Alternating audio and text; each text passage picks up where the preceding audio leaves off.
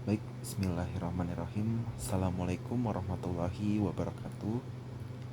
Apa kabar rekan-rekan semua? Izinkan saya Krisnoval Nadif Mudofar di sini akan menjelaskan mengenai integrasi nasional dalam Bhinneka Tunggal Ika. Oke, kita masuk ke slide berikutnya ya.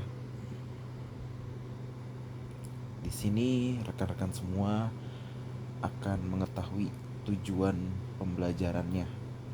Tujuan pembelajarannya yaitu ada 4 indikator di sini. Yang pertama, siswa mampu memahami pengertian integrasi nasional. Yang berikutnya, siswa mampu memahami konsep integrasi nasional. Ketiga, yaitu siswa mampu mengetahui ancaman dan tantangan dalam membangun integrasi nasional. Dan yang keempat, siswa mampu mengetahui syarat integrasi nasional. Oke, yang pertama kita masuk ke dalam pengertian integrasi nasional. Oke, sebelumnya di sini saya mau bertanya, apa sih yang dimaksud dengan integrasi nasional? Oke, integrasi nasional. Integrasi nasional berasal dari dua kata, yaitu integrasi dan nasional. Integrasi yaitu mempersatukan atau menggabungkan. Sedangkan dalam KBBI yaitu Kamus Besar Bahasa Indonesia, integrasi memiliki arti yaitu sebagai pembauran sehingga menjadi suatu kesatuan yang utuh atau bulat. Lalu kata nasional di sini memiliki arti yaitu bersifat kebangsaan, berkenan atau berasal dari bangsa sendiri. Nah, setelah kita memahami kedua makna itu, kita gabungkan nih rekan-rekan semua menjadi integrasi nasional. Integrasi nasional yaitu penyatuan unsur dalam masyarakat menurut aturan-aturan dan kebijakan politik yang dibangun atas nilai kultur yang ada dalam masyarakat yang bersangkutan, sehingga terjadi kesepakatan tentang tujuan nasional hendak diwujudkan. Jadi secara singkat, itu integrasi nasional yaitu merupakan penyatuan unsur-unsur dalam masyarakat, baik berupa itu bisa berupa aturan, kebijakan, dan semacamnya. Jadi beberapa perbedaan-perbedaan yang disatukan di suatu wilayah atau suatu negara. Kalau di sini kan cakupannya yaitu nasional, berarti seluruh eh, aspek-aspek yang sudah disebutkan barusan digabungkan menjadi satu dari Sabang sampai dengan Merauke. Berikutnya kita masuk ke dalam konsep integrasi nasional. Di sini saya hanya mengambil dua pengertian konsep integrasi nasional dari dua ahli atau dua tokoh. Yang pertama dari Mahfud MD. Menurut beliau, integrasi nasional adalah penyatuan bagian-bagian yang berbeda dari masyarakat menjadi keseluruhan yang lebih utuh. Secara sederhana, memadukan masyarakat kecil yang jumlahnya banyak menjadi suatu bangsa. Yang kedua, di sini ada Myron Weiner. Beliau menyatakan bahwa integrasi nasional merupakan proses penyatuan berbagai kelompok budaya dan sosial dalam suatu kesatuan wilayah dalam rangka pembentukan suatu identitas nasional. Oke, dari kedua konsep ini bisa kita asumsikan, maksudnya bisa kita pahami lah ya, apa sih itu integrasi nasional. Karena integrasi nasional itu intinya penyatuan berbagai kelompok atau mungkin nilai-nilai itu yang menjadi satu. Nah, di sini sudah ada dua. Oke, kita masuk ke poin berikutnya, yaitu ancaman dan tantangan dalam membangun integrasi nasional. Nah, di sini yang pertama ada ancaman dari dalam. Loh, kok ancaman dari dalam? Apa sih ancaman dari dalam? Nah, di sini ada dua poin rekan-rekan semua. Yang pertama disintegrasi bangsa melalui gerakan-gerakan separatis berdasarkan sentimen kesukuan atau pemberontakan akibat ketidakpuasan daerah terhadap kebijakan daerah pusat. Contohnya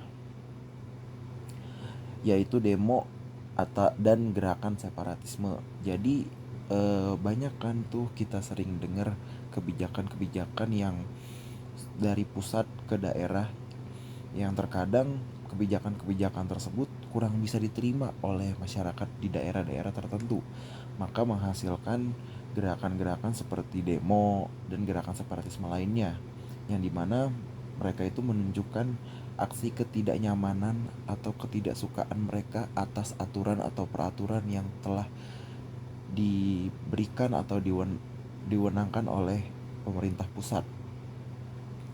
Yang berikutnya, potensi konflik antar kelompok atau golongan. Salah satu faktor pemicunya adalah perbedaan pendapat dalam masalah politik. Ini salah satunya. Contohnya yaitu PKI, yang dimana setelah kemerdekaan kan ada tuh pemberontakan PKI yang dimana sering disebut dengan G30S ke PKI. Karena pahamnya itu sendiri, rekan-rekan semua, paham yang dianut oleh PKI yaitu komunis, dimana Indonesia sama sekali tidak sesuai paham tersebut. Maka dari itu ada pemberontakan yang menyangkut pautkan kepada politik dan ideologi lainnya. Yang berikutnya, ancaman dari luar negeri. Nah, di sini ada dua, yaitu ancaman fisik dan ancaman ideologis. Pertama-tama kita masuk ke ancaman fisik, yaitu serangan senjata, penghilangan nyawa secara massal atau genosida, dan terorisme. Nah, ketiga poin ini kan sering sekali terjadi gitu loh, terkadang di negara ini gitu, kayak terorisme, yang dimana orang-orang yang mudah dicurigai menjadi teroris dan semacamnya. Kadang ada saja yang terjadi di Indonesia ini. Lalu ada serangan senjata, ada saja juga dari luar negeri gitu, maksudnya kayak warga negara asing yang terkadang asal menyerang saja masyarakat Indonesia. Maka dari itu tugas dari TNI dan TNI Tentara Nasional Indonesia sebagai pertahanan pertama di negara ini yang benar-benar bertujuan untuk mengamankan negara ini dari Sabang sampai dengan Merauke. Berikutnya, ancaman ideologis, yaitu bentuk ancaman yang dapat mengganggu ketahanan nasional suatu negara yang dilakukan dengan penalaran pikiran. Nah, ancaman ideologis, terkadang kan ideologi yang mungkin tidak sesuai dengan Indonesia seringkali menjadi disesuaikan, maksudnya bukan sesuaikan sih, lebih ke berikan atau didoktrin di Indonesia ini, terkadang kayak ideologi komunis, paham radikalisme dan semacamnya, yang sebenarnya tetap ideologi Pancasila menjadi ideologi di Indonesia. Berikutnya, syarat integrasi. Nah, di sini ada syarat-syaratnya rekan-rekan semua. Di sini saya ambil menurut William F. Ogburn dan Meyer Nimkov. Nah, di sini ada 3 syarat. Yang pertama, anggota masyarakat merasa bahwa mereka berhasil saling mengisi kebutuhan satu dengan yang lainnya. Nah, jadi maksudnya itu adalah masyarakat yang saling mengisi kebutuhan. Jadi saling membantu, intinya tuh kayak bergotong royong, saling benar-benar sesuai dengan perannya gitu. Perannya ini, membantu ini, dan semacamnya gitu. Yang kedua, terciptanya kesepakatan, konsensus bersama mengenai norma-norma dan nilai-nilai sosial yang dilestarikan dan disajikan pedoman.